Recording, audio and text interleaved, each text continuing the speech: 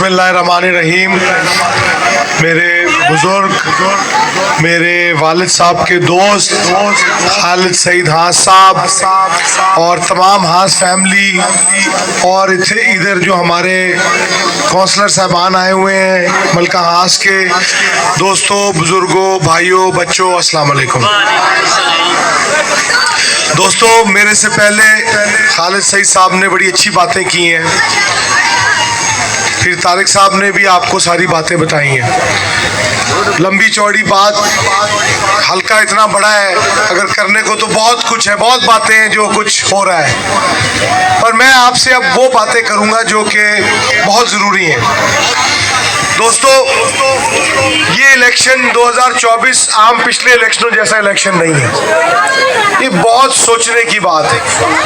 ये इलेक्शन बहुत अहम इलेक्शन है, क्योंकि इस इलेक्शन ने तयन करना है कि क्या पाकिस्तान के लोग, पाकिस्तान के अवाम इन दो पार्टियों और दो खानदानों के गुलाम रहेंगे या नहीं।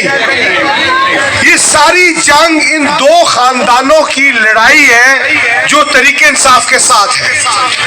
उसका मसला क्या है? मसला ये है कि वो दो खानदान का सिर्फ और सिर्फ मकसद इस मुल्क को लूटना है। पिछले 40 साल से उन्होंने इस मुल्क के अंदर सिर्फ और सिर्फ इस मुल्क की जड़ें खोखली की हैं। उन्होंने लूटा है इस मुल्क को, और ऐसी बेदर्दी से लूटा है कि उन्होंने पूरा का पूरा सियासी निजाम अपने हाथ में जकड़ लिया है। आप ये अंदाजा करें कि 40 साल पहले जब मेरे दादा सियासत करते थे तो बहुत शरीफ लोग सियासत में हुआ करते थे। आपको याद होगा, बुजुर्ग यहाँ पे बैठे हैं, उनको पता होगा, बड़े शरीफ लोग सियासत में होते थे और बड़े मुतवस्त तबके से लोग सियासत में होते थे। गरीबों के बच्चे, नौजवान सियासत में होते थे। आज तो इन्होंने ऐसी सियासी दुकानदारी बनाई है कि शरीफ आदमी सियासत का सोच भी नहीं सकता है। ये उन्हीं चोरों को लाते हैं, उन्हीं चोरों को आगे करते हैं जो आप लोगों को गुलाम बनाते हैं। इमरान खान जेल में सिर्फ इस वजह से पड़ा है कि वो इन दो खानदानों की करप्शन के खिलाफ गुलामी की जंग लड़ रहा है। अगर 8 तारीख को क्या चाहते हो कि जिस तरह हम गुलाम हैं तुम्हारे ये बच्चे भी गुलाम रहे? चाहते हो? वो इस चीज की जंग लड़ रहा है, हम भी वही जंग लड़ रहे हैं। हमारे बच्चों ने भी यहाँ रहना है, हमने भी चले जाना है। क्या हम चाहेंगे कि हमारे बच्चे भी इन्हीं दो खानदानों के गुलाम रहे? इनके बच्चों के बच्चे हैं, उनके भी गुलाम रहे। वो लंदन से बैठ के बोले मैं आ रहा हूँ वजीर आजम बनने 4थी दफा, आप कहें जी यस सर। अब वो बोले जी दिन है, आप कहें यस सर दिन है। वो बोले रात है, आप कहें जी हाँ जी सर रात है। हम भेड़ बकरियां नहीं है, हम गुलाम नहीं है। ये गुलामी हमें नहीं चाहिए, हमारे बच्चे ऐसे गुलाम नहीं होंगे। इमरान खान ने ये 27 साल जद्दोजहद के बाद ये जमात बनाई। इमरान खान ने भी चले जाना है, मैं भी चला जाऊंगा, राव साहब भी चले जाएंगे, हाथ साहब भी चले जाएंगे। दोस्तों, ये जमात रहनी चाहिए।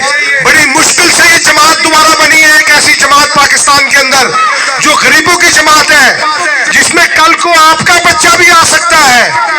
इस जमात के अंदर एक गरीब का बच्चा भी आ सकता है, एक मुतवस्त तबके से भी लोग आ सकते हैं। ये वो जमात नहीं है कि जहां सिर्फ खानदान के खानदान ही चलेंगे। दोस्तों, इस जमात की हिफाजत करनी है हमने।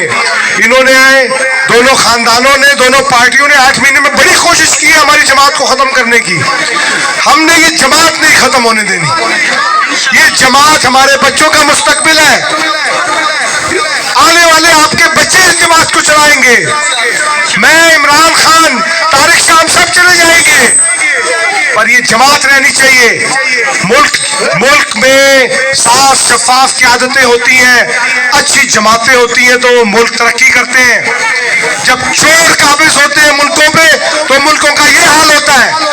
हमारा मुल्क बड़ा सरखेज मुल्क है, अल्लाह की हर नेमत है इस मुल्क के अंदर। कभी सोचा है आपने?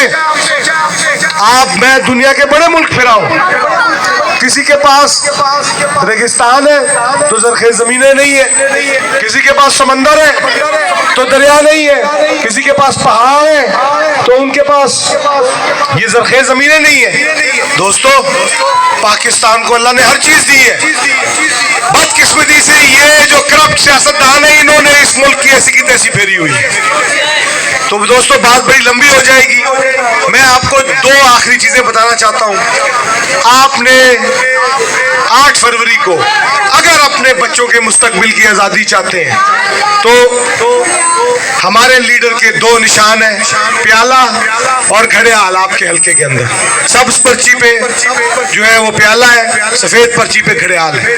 कोई बिरादरी नहीं है, कोई रिश्तेदारी नहीं है, कोई भाई नहीं है। वोट सिर्फ उसकी अमानत है। दे दो, तुम्हारे बच्चों का मुस्तकबिल है।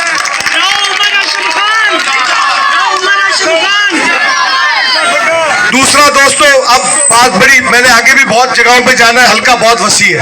2-3 चीजें बताना चाहता हूं। अगर अल्लाह ने इज्जत दी तो मेरा फोकस 2-3 चीजों पे रहेगा। एक, हमारे हल्का के अंदर यूनिवर्सिटी कॉलेजेस, गर्ल्स कॉलेजेस खास तौर पे लड़कियों के बिल्कुल नहीं है। बहुत दूर जाना पड़ता है, मेरी बहनों को, बच्चियों को बहुत दूर जाना पड़ता है। मेरा सबसे ज्यादा फोकस गर्ल्स कॉलेजेस और पाकपतन में एक यूनिवर्सिटी पे रहेगा। मेडिकल कॉलेज की भी कोशिश करूंगा, वो भी मेरी पूरी ख्वाहिश है कि मेडिकल कॉलेज की भी मैं कोशिश करूं यहाँ। तीसरा, सबसे जरूरी, जो मेरे इलाके के लोग जो मास्टर्स और ग्रेजुएट्स हैं, जो कि बेचारे जॉबलेस हैं, मैं जॉब ब्यूरो बनाऊंगा। और ना सिर्फ पाकिस्तान के अंदर नौकरियां, मैं पाकिस्तान से बाहर भी अपने इलाके के लोगों को भेजने की कोशिश करूंगा। क्योंकि जब तक हमारे इलाके के लोग बाहर नहीं जाएंगे, डॉलर नहीं कमाएंगे, तो हमारा इलाका नहीं उठ सकता, हमारे इलाके में तरक्की नहीं आ सकती। जब तक एक घर का आदमी बाहर चला जाए ना, तो पूरे खानदान को संभाल लेता है।